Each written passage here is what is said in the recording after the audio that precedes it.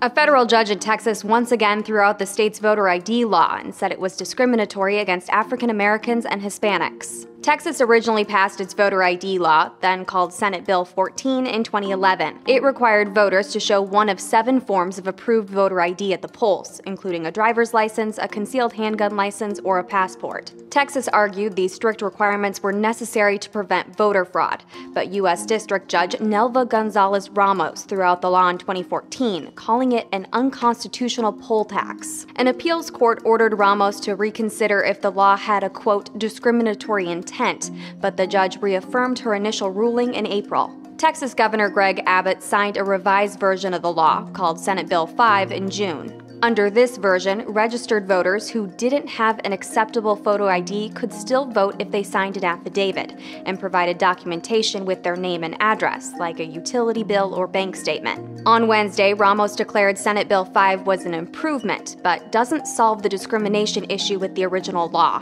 She issued a permanent injunction against enforcing either version. In a statement, Texas Attorney General Ken Paxton called the ruling outrageous and said he will appeal. Paxton said the U.S. Justice Department had argued on behalf of the revised law. The Obama administration's Justice Department had been one of the parties to sue Texas over the original voter ID law in 2013.